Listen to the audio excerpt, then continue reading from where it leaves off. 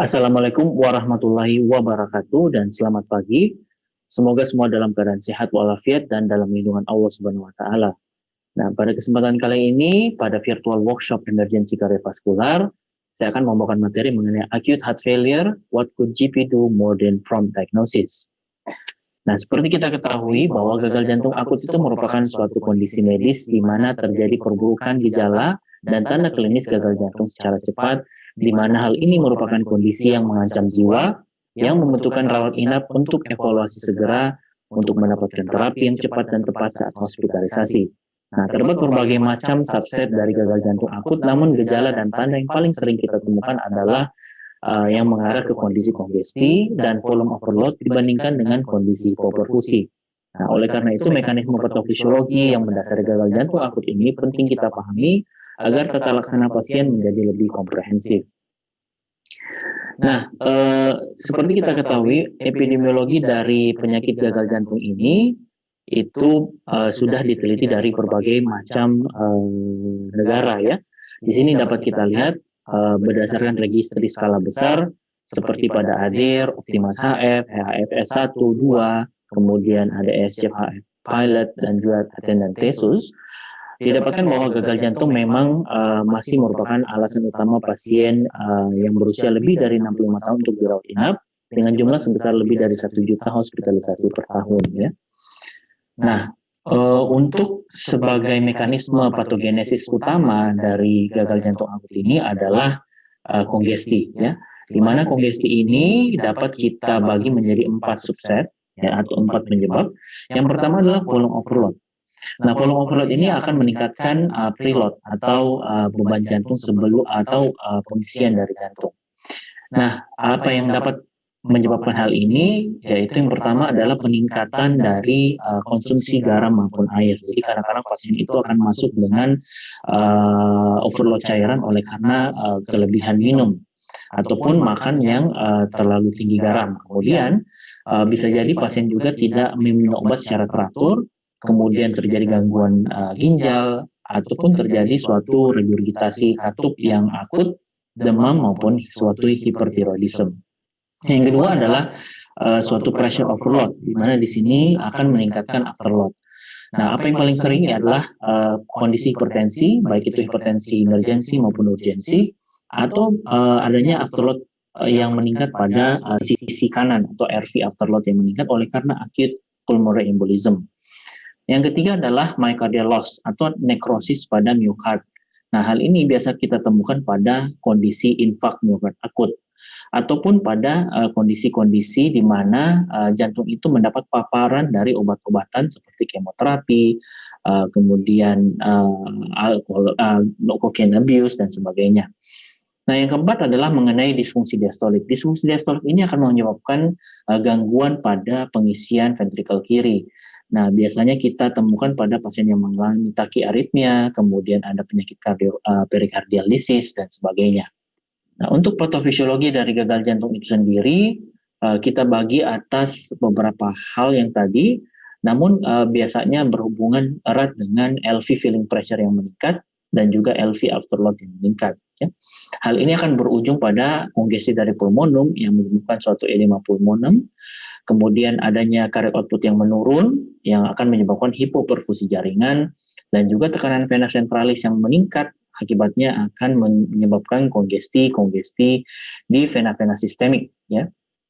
Nah, ini yang akan kita temukan dari patofisiologi ini, akan kita temukan gejala dan tanda yang ada pada gagal jantung, baik itu gagal jantung yang akut decompensated maupun akut de novo.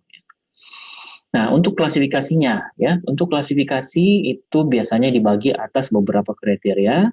Yang pertama, apakah pasien ini pernah memiliki riwayat gagal jantung sebelumnya atau disebut sebagai acute decompensated heart failure ya. Kemudian ada yang baru terjadi atau baru saja mengalami suatu gagal jantung, yaitu acute de novo acute heart failure ya. Kemudian ada yang berdasarkan presentasi klinis berdasarkan tekanan darah, apakah dia termasuk hypertensif, normotensif, hipotensif, kemudian yang berdasarkan ejection fraction.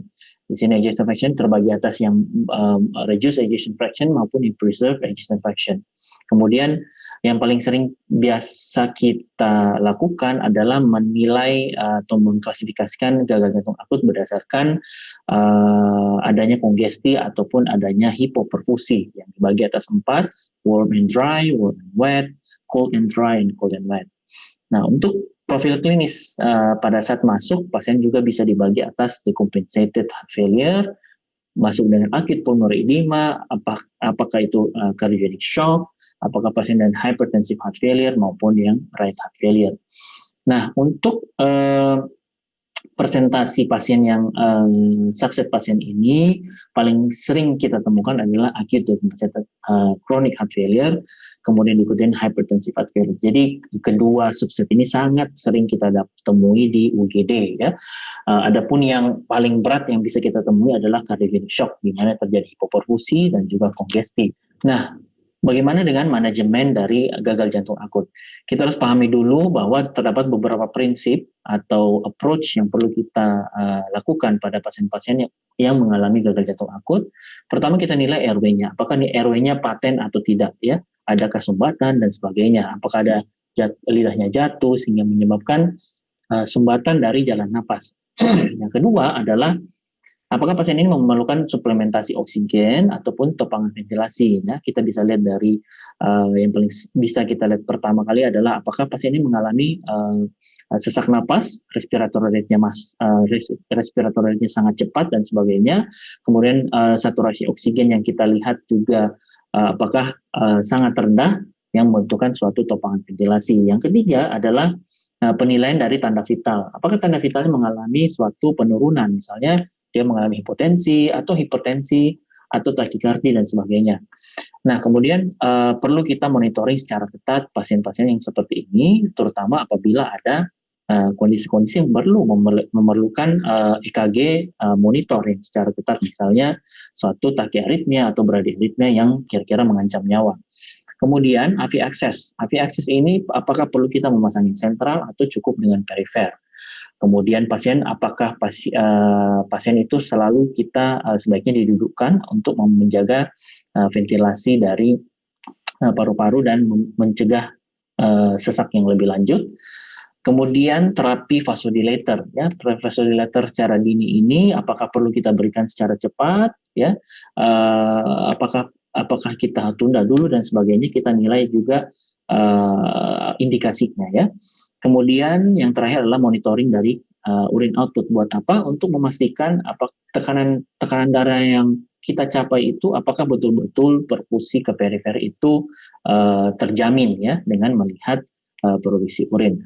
Nah, dari itu kita bisa menentukan bagaimana langkah selanjutnya, ya. Selain itu kita juga menilai faktor pencetus. Jadi faktor pencetus yang kita nilai apakah pasien ini datang oleh karena sindrom makroron akut, oleh karena tachyarrhythmia, oleh karena infeksi, kemudian oleh karena yang lain-lain, ya. Apakah karena mungkin pasien tidak minum obat atau kelebihan cairan.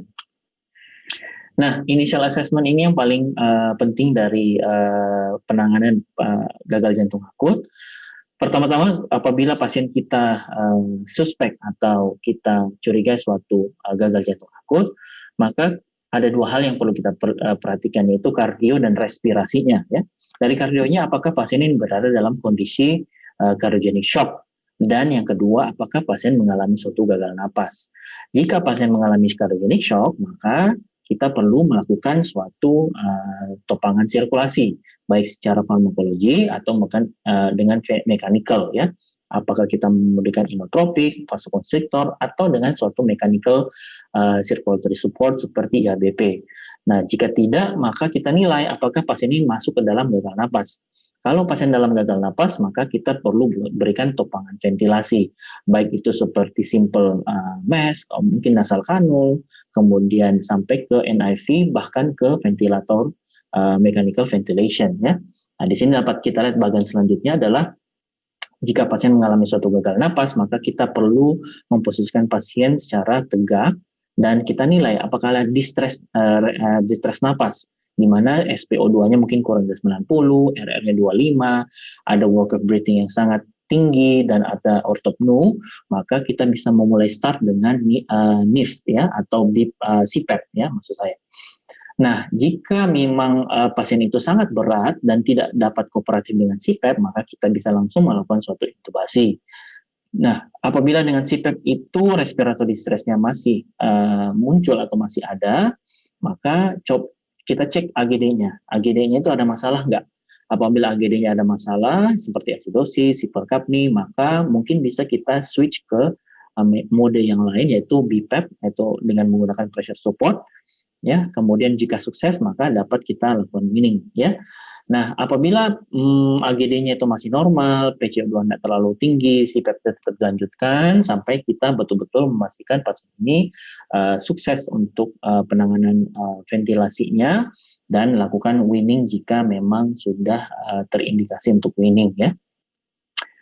Oke, kemudian kita lanjut lagi pada diagnostik ya. Nah, bagaimana diagnostik workup-nya? Bagaimana, apakah yang dapat kita periksa untuk membantu diagnosis kita melakukan diagnosis gagal jantung akut? Nah, di sini dari beberapa hal yang bisa kita lihat dari laboratorium, imaging maupun atau monitoring yang lain.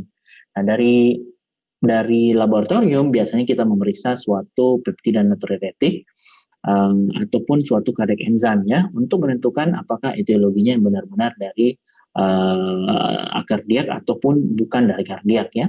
Kemudian bisa juga kita melakukan ekokardiografi, kemudian lihat ECG-nya, ultrasound-nya, baik itu lung ultrasound, dari X-ray-nya dan sebagainya. Itu akan membantu kita untuk mendiagnosis pasien ini dan juga mencari etiologi sebenarnya ya.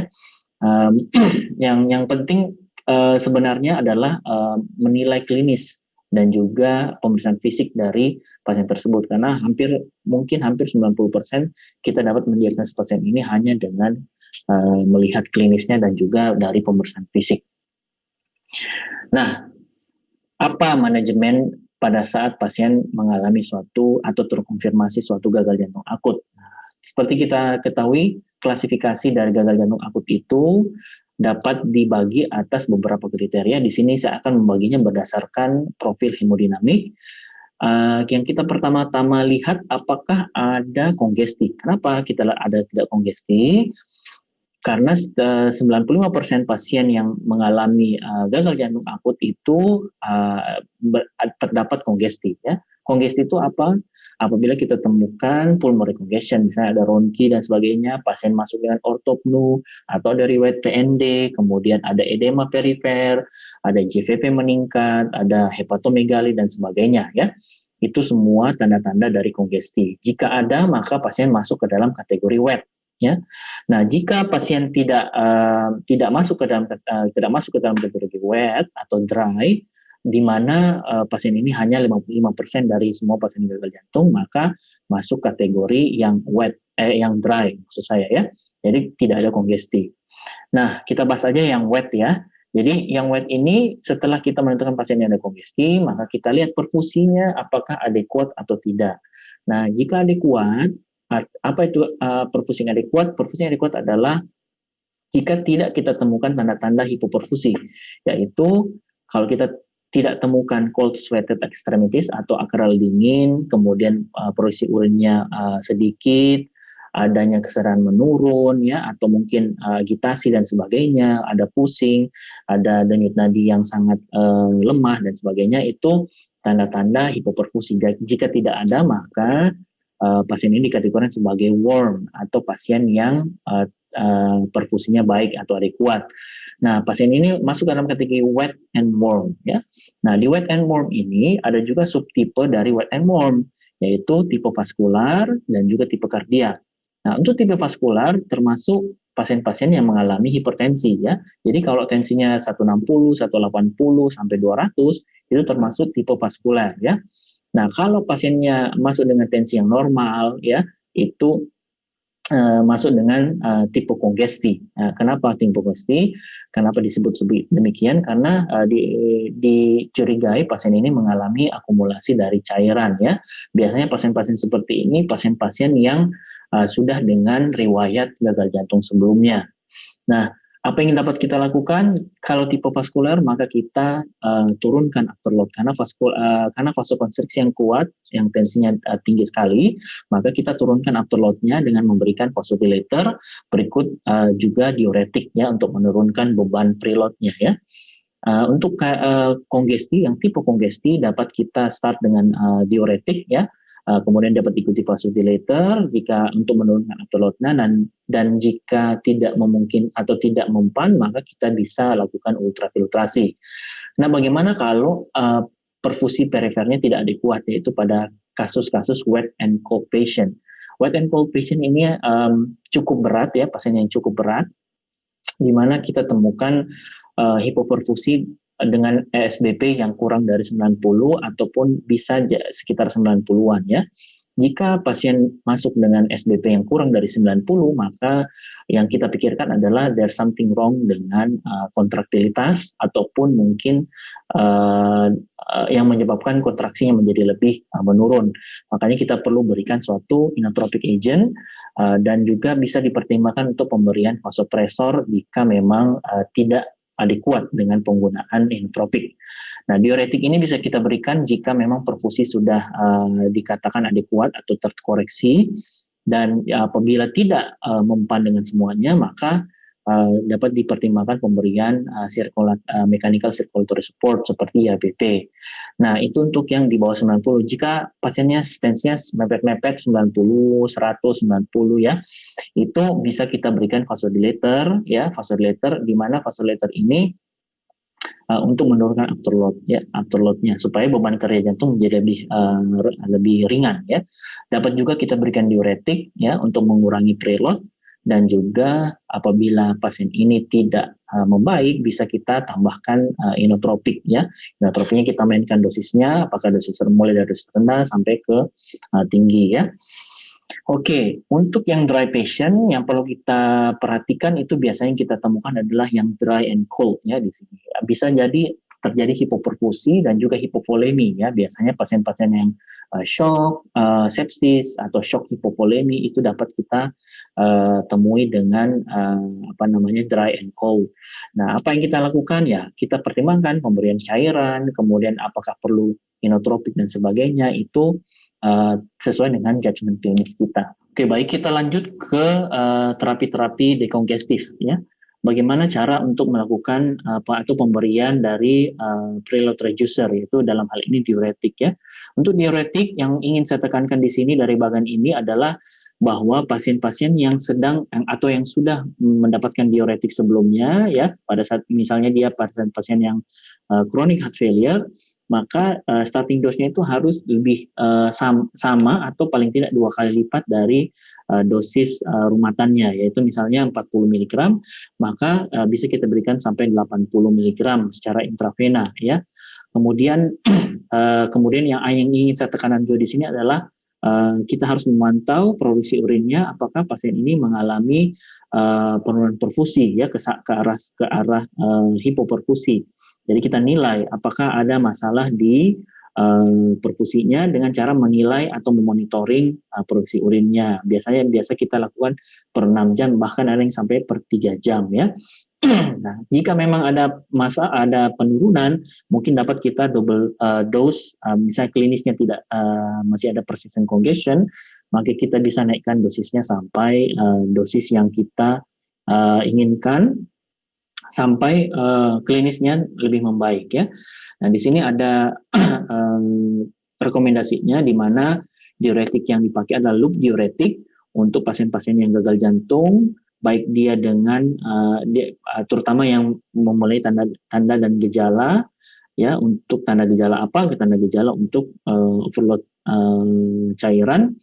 Kemudian kombinasi dari loop diuretik ini bisa kita berikan juga thiazid ya, diuretik ataupun dengan menggunakan spironolactone pada pasien-pasien yang masih mengalami edema resisten ataupun mungkin respon dari diuretiknya itu kurang adekuat. Nah, bagaimana untuk topangan sirkulasi dan hemodinamik? Nah, pasien-pasien ini biasanya datang bisa dengan hipertensif, bisa dengan normotensif, bisa dengan pre-shock atau cardiogenic shock ya. Yang jelas kita bisa nilai pasien itu dalam keadaan mana dan kita berikan terapi yang sesuai. Di sini ada first line agent ya, first line treatment dari hipertensif, mungkin kita bisa berikan tetap loop diuretik, kemudian nitrogliserin. Yang normotensif itu pertimbangkan loop diuretik dan vasodilator, kemudian yang shock bisa atau yang pre-shock kita bisa berikan inotropik seperti dobutamin atau vasokonstriktor seperti norepinephrine ya. Jika mereka pasien-pasien yang cardiac shock ini atau yang shock ini tidak respon dengan pengobatan itu, apa pertimbangan untuk pemberian mechanical support seperti IABP ya. Nah, untuk inotropik dan vasodilator yang dapat kita gunakan itu rata-rata yang kita temui di lapangan itu biasanya dobutamin, dopamin ya, itu yang biasa kita berikan. Gunanya untuk apa? Itu biasanya untuk meningkatkan kontraktilitas. Jadi jika pasien-pasien kita curigai suatu terdapat cardiac shock, di mana kita punya bukti bahwa kontraktilitasnya menurun, ini sangat tepat kita menggunakan inotropik ya, seperti dobutamin.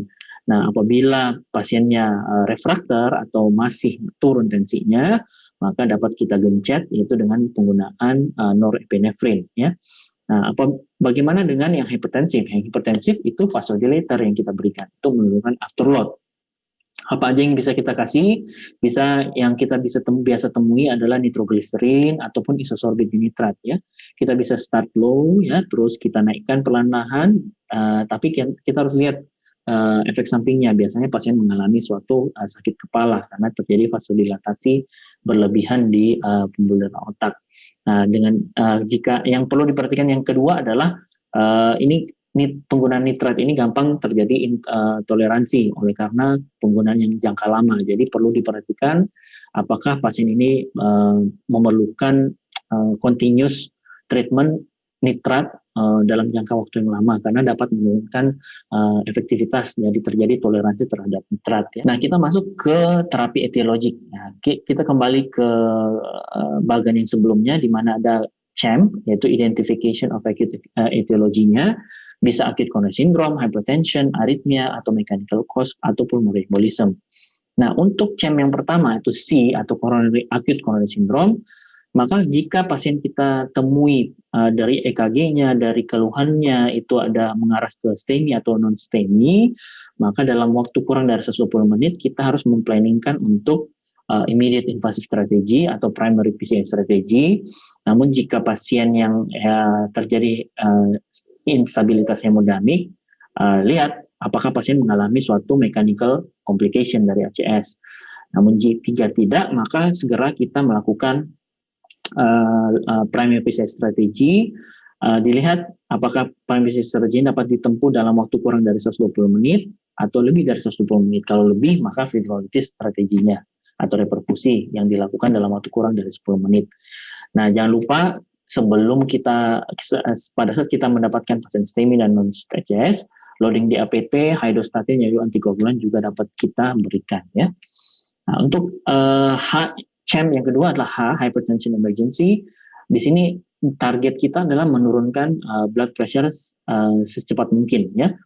Nah, apa yang biasanya kita lakukan adalah kita mentargetkan SBP itu kurang dari 140, di mana first line treatmentnya seperti saya bilang tadi adalah nitrogliserin bisa, atau kalau memang ada kita pakai nitroprusid dengan penggunaan loop diuretik ya. Jika targetnya tercapai, kita observasi, namun jika tidak dan SBP lebih dari 180, maka kita lihat apakah kita nilai presentasi klinisnya, apakah pasien ini merupakan pasien yang hipertensi maligna. Nah, kalau iya, maka kita dapat pertimbangkan menggunakan nicardipine. Kalau terjadi hipertensi encephalopati, bisa jokin nicardipine ataupun pada acute aortic dissection. Ya, gunakan juga beta blocker seperti esmolol dan juga dikombinasi dengan nitrogliserin ataupun nicardipine. Nah, CHAM yang ketiga adalah aritmia. Aritmia di sini goalnya adalah kita convert ritmenya ke sinus. Ya. Nah, yang paling penting dari aritmia adalah apakah ada instabilitas hemodinamik. Nah, jika ada, kita lakukan electric cardioversion atau mungkin dengan temporal pacemaker pada pasien-pasien yang mengalami block. Nah, jika instabil hemodinamik ini hilang, maka kita observasi. Namun jika tidak membaik, segera lakukan angiografi yang mungkin saja hal tersebut oleh karena SKA atau sindrom koroner akut ataupun EP study atau radio frequency ablation yang memang pada dasarnya memang ada kelainan aritmia yang mendasari ya. Nah, untuk CHAM yang keempat adalah acute mechanical cause ya. Nah, acute mechanical cause di sini kita harus mengakses pasien ini atau kita nilai dengan ekokardiografi. Kita nilai apakah ada free wall rupture, ada VSR, ada acute MR ya. Nah, seperti contohnya kalau misalnya ada free wall rupture maka akan terjadi tamponade dan mengancam nyawa sehingga kita lakukan perikardiosintesis dan juga kita langsung rujuk ke cardiac surgeon ya. Atau VSR kita perlu atau MR atau mitral regurgitation yang akut, maka kita perlu melakukan pemasangan mechanical circulatory support seperti IBP ya. Nah, CHAM yang terakhir adalah pulmonary embolism ya. Pulmonary embolism ini goals-nya adalah reperfusion ya, reperfusion yang pasti. Nah, kita lihat apakah pasien ini betul-betul ada pulmonary embolism dengan melihat Well score-nya, apakah dia low to intermediate clinical probability, apakah dia high clinical probability. Kita cek juga bisa untuk yang low dan intermediate, kita bisa cek di dimer test. Jika positif, maka kita lakukan CT pulmonary angiography dan jika ditemukan, maka kita langsung terapi pasien tersebut. Namun yang high clinical probability, maka tidak usah periksa di dimer, maka kita langsung saja CT pulmonary angiography, sehingga jika didapatkan maka langsung diterapi. Pada saat pasien-pasien gagal jantung akut itu sudah mengalami perbaikan, hemodinamik sudah stabil ya, nah, kita pertimbangkan obat-obat yang long term-nya ya. Kita lihat long term terapinya apa saja.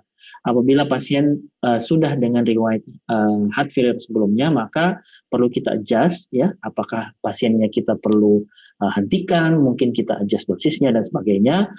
Untuk pasien-pasien yang akut de novo yaitu baru, maka kita harus start ya. Start terapi-terapi untuk jangka panjang dari chronic heart failure. Karena apa? Dengan men-start atau rearrange dari dosis maupun kombinasi terapi, maka kita dapat mencegah pasien itu kembali lagi masuk dengan suatu gagal jantung akut ya. Karena masuk kembali atau hospitalisasi kembali dengan gagal jantung akut, pasien-pasien tersebut akan lebih jelek prognosisnya ke depannya ya. Jadi perlu kita lakukan follow up dan juga adjust dari long term terapi dari chronic heart failure. Sebagai kesimpulan, gagal jantung akut merupakan kondisi medis yang mengancam jiwa yang membutuhkan evaluasi segera dan terapi adekuat selama hospitalisasi. Nah, diagnosis yang cepat dan tepat merupakan kunci keberhasilan untuk memberikan terapi medis sesuai dengan deadline, di mana terapi inisial dari pasien-pasien gagal jantung akut meliputi terapi-terapi dekongestif seperti preload reducer, afterload reducer, untuk meningkatkan kontraktilitas dan sebagainya, sampai terapi-terapi spesifik sesuai dengan etiologi dari kausa gagal jantung akut. Terima kasih atas perhatian yang diberikan, semoga bermanfaat, dan saya akhiri, wassalamualaikum warahmatullahi wabarakatuh.